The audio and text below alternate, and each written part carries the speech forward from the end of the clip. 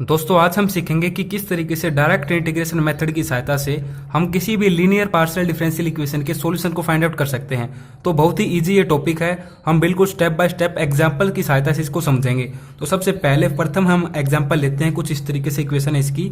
करली square you upon में curly x into में करली टी, फिर राइट हैंड साइड है एक्सपोनेंशियल की power minus T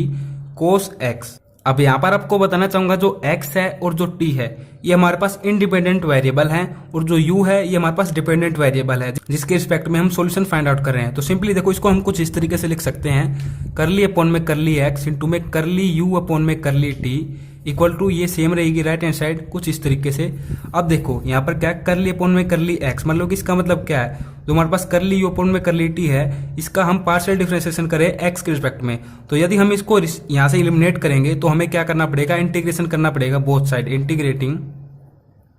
both side with respect to x के रिस्पेक्ट में हम इंटीग्रेशन करें तो ये यहाँ से क्या हो जाएगा, रिमूव हो जाएगा और हमारे पास ये यहाँ पर क्या हो जाएगा, करली u अपॉन में करली t इक्वल टू, ये सेम रहेगा एक्सपोनेंशियल की पावर माइनस टी और ये हमारे पास कोस एक्स हो जाएगा साइन एक्स में कन्वर्ट। फिर हमारे पास जो इंटीग्रेशन कांस्टेंट होगा वो कुछ इस तरीके से हम लिखेंगे। देखो यही हमारे पास इंपॉर्टेंट स्टेप है कि किस तरीके से हम इंटीग्रेशन कांस्टेंट को यहाँ पर लिखते हैं। हम कुछ इस तरीके से लिखेंगे, जिसके रिस्पेक्ट में हमने यहाँ पर इंटीग्रेशन किया है उससे जो हमारे पास दूसरा इंडिपेंडेंट वेरिएबल है वो है टी। तो हम यहाँ पर कुछ इस तरीके से लिखेंगे टी और यहाँ पर हम कोई भी फंक्शन ऐड कर सकते हैं, जैसे कि आप ऐड कर सकते हो फाई, साई, ओमेगा, कुछ इस तरीके से। तो यहाँ पर हम ऐड कर लेते हैं फाई, ठीक है। तो ये हमारे पास क्या है, इंटीग्रेशन कांस्टेंट या फिर आप कह सकते हो फंक्शन ऑफ टी। अब हम सेकंड टाइम क्या करेंगे, टी है यहाँ पर, मान लो कि u का यहाँ पर t के रिस्पेक्ट में पार्शियल डिफरेंशिएशन हो रहा है तो इसको यहाँ से एलिमिनेट करेंगे तो हमें क्या करना पड़ेगा, integrating with respect to t। हम अब क्या करेंगे, t के रिस्पेक्ट में इंटीग्रेटिंग करेंगे तो ये यहाँ पर क्या हो जाएगा, u इक्वल टू, इस तरफ देखो एक्सपोनेंशियल की पावर क्या है माइनस टी है तो नेगेटिव आगे आ जाएगा तो कुछ इस तरीके से हो जाएगी फॉर्म साइन एक्स,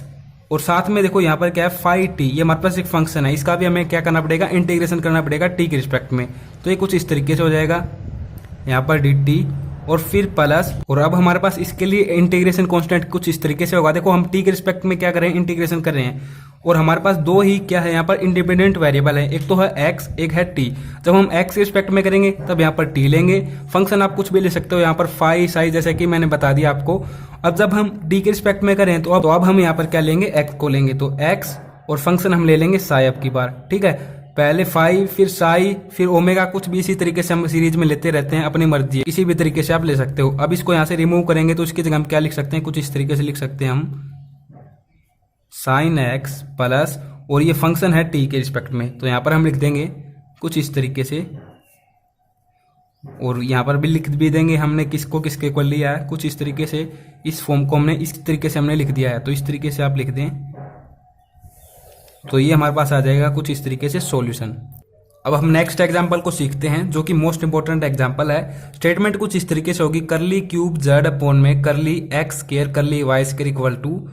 कोस इंटू में 2x प्लस 3y। तो देखो यहाँ पर हमारे पास जो x एंड y है ये हमारे पास क्या है, इंडिपेंडेंट वेरिएबल हैं, और जो z है ये हमारे पास डिपेंडेंट वेरिएबल है जिसके रिस्पेक्ट में हमें सॉल्यूशन फाइंड आउट करना है कुछ इसी तरीके से। तो सिंपली हम कुछ इस तरीके से इसको लिख सकते हैं, करली square z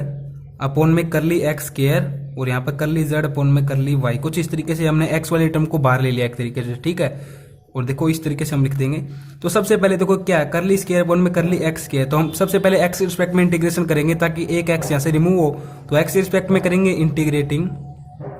with respect to x, तो ये क्या हो जाएगा, करली अपॉन में करली x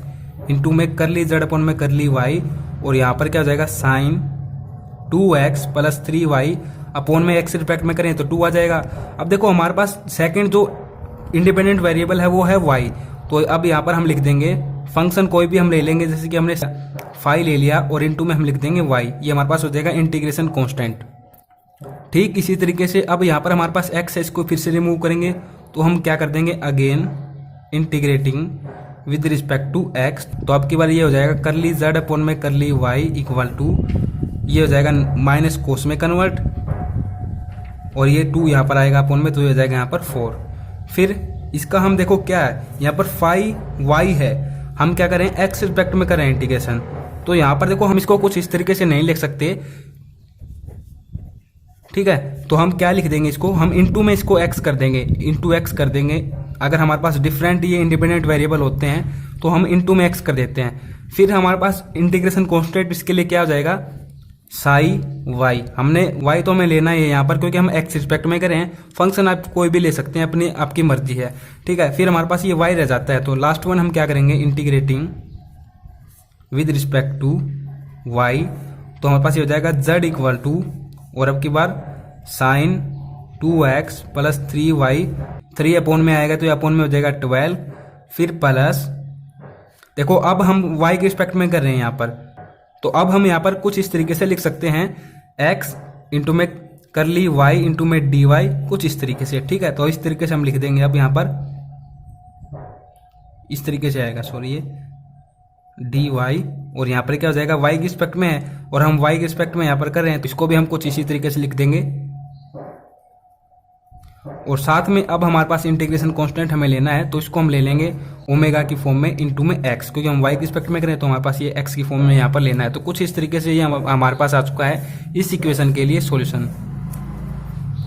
1 से 2 क्वेश्चन और करते हैं ताकि कंसेप्ट बिल्कुल क्लियर हो जाए। तो नेक्स्ट वन हमारे पास क्वेश्चन है, करली क्यूब z अपोन में करली x स्क्वायर करली y प्लस 18 x इंटू में y square plus sine into में 2x minus y equal to 0। तो देखो राइट हैंड साइड में हमारे पास कुछ नहीं है, तो सिंपली हमें z के रिस्पेक्ट में क्या करना है, यहाँ पर सॉल्यूशन प्राप्त करना है। तो सिंपली हम क्या कर देंगे, सबसे पहले देखो उसी तरीके से होगा, हम x रिस्पेक्ट में कर देंगे, इंटीग्रेटिंग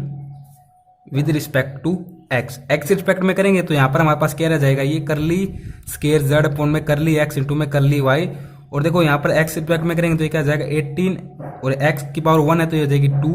y स्क्वायर अपोन में 2, और ये कैंसिल होकर 9 आ जाएगा यहाँ पर, ठीक है। फिर प्लस ये साइन है तो हमारे पास क्या हो जाएगा, माइनस कोस में कन्वर्ट कुछ इस तरीके से, और 2x का कोएफिशिएंट है तो अपोन में आ जाएगा 2, और राइट हैंड साइड में हमारे पास ये क्या हो जाएगा, x रिस्पेक्ट में करें ना तो यहाँ पर हमारे पास अपोजिट जो इंडिपेंडेंट वेरिएबल है वो y है, और यहाँ पर हम ले लेंगे कोई भी फंक्शन, हमने जैसे ले लिया फाई। फिर हम नेक्स्ट करते हैं यहाँ पर integrating with respect to x। अब की बार भी x के साथ ही करेंगे ताकि ये भी यहाँ से रिमूव हो जाए। तो अब की बार यहाँ पर रह जाएगा करली z अपोन में करली y प्लस ये 9x स्क्वायर y स्क्वायर है ना, तो ये हमारे पास हो जाएगा 9x क्यूब अपोन में 3 इंटू में y स्क्वायर, फिर नेगेटिव कोस है तो ये हमारे पास कन्वर्ट हो जाएगा साइन में 2x माइनस y अपोन में हो जाएगा 4, 2x का ऑप्शन अपोन में आ जाएगा तो 2 से मल्टीप्लाई करके 4 हो जाएगा। और फिर यहाँ पर देखिए बिल्कुल उसी तरीके से हमारे पास ये अपोजिट है, हम कर रहे हैं x रिस्पेक्ट में, तो हम यहाँ पर कुछ इस तरीके से तो लिख नहीं सकते इसको, तो हमें क्या करना पड़ेगा, x के साथ इसकी मल्टीप्लाई करनी पड़ेगी, तो कुछ इस तरीके से हो जाएगा। फिर हमारे पास इंटीग्रेशन कांस्टेंट क्या होगा, इस इंटीग्रेशन के लिए हम कुछ इस तरीके से, इसका अपोजिट इंडिपेंडेंट वेरिएबल y है और फंक्शन हम लेट कर लेते हैं यहाँ पर साई, ठीक है। तो एक बार y के रिस्पेक्ट में और कर देंगे integrating with respect to y। तो अब हमारे पास ये क्या हो जाएगा, z प्लस, और यहाँ से इसको कैंसिल कर देते हैं तो हमारे पास 3 हो जाएगा, और यहाँ पर देखो 3 होगा, y के रिस्पेक्ट में करेंगे तो अपोन में 3 आएगा, तो इससे कैंसिल होके क्या हो जाएगा यहाँ पर x क्यूब इंटू में y क्यूब माइनस, और साइन के रिस्पेक्ट में होगा तो ये क्या हो जाएगा कुछ इस तरीके से, और अपोन में क्या आ जाएगा, यहाँ पर इसका कोएफिशिएंट नेगेटिव है, -1, तो यहाँ पर हमारे पास वापस से क्या हो जाएगा नेगेटिव अपोन में 4। फिर इस तरफ देखिए x इंटू में y का फंक्शन फाई है, तो हम क्या कर रहे हैं, y के रिस्पेक्ट में अब की बार कर रहे हैं, तो यहाँ पर हम कुछ इस तरीके से इसको लिख देंगे, x इंटू में इंटीग्रेशन ऑफ ये फंक्शन है y के रिस्पेक्ट में, और इसके लिए हमारे पास क्या हो जाएगा, देखो y के रिस्पेक्ट में है ये भी, तो इसके लिए भी हम कुछ इसी तरीके से इसको लिख सकते हैं। और फिर हमारे पास इंटीग्रेशन कांस्टेंट क्या हो जाएगा, इसके लिए इसका अपोजिट इंडिपेंडेंट वेरिएबल और साथ में हमारे पास उसका फंक्शन, तो ओमेगा हम इसका फंक्शन लेट कर लेते हैं, कुछ इस तरीके से हमारे पास आ जाएगा सॉल्यूशन। अब नेक्स्ट एक और एग्जांपल हम लेते हैं, लास्ट वन एग्जांपल होगा ये हमारे पास, करली स्क्वायर z अपोन में curly x square equal to x y. तो देखिए सबसे पहले तो x रिस्पेक्ट में कर देते हैं integrating with respect to x, तो ये हमारे पास क्या हो जाएगा, करली z अपोन में curly x equal to x square y plus, हमारे पास ये क्या है इंडिपेंडेंट वेरिएबल x है, तो हमारे पास सेकंड इंडिपेंडेंट वेरिएबल y है, तो उसकी रिस्पेक्ट में हमारे पास ये फंक्शन हम लेट कर लेते हैं फाई। तो अब हम क्या करेंगे, अगेन इंटीग्रेटिंग करेंगे, integrating with respect to x, तो अब की बारी क्या हो जाएगा, z equal to x cube upon में यहाँ पर 2 आएगा, तो इस तरीके से यहाँ पर हो जाएगा 6, यहाँ पर y,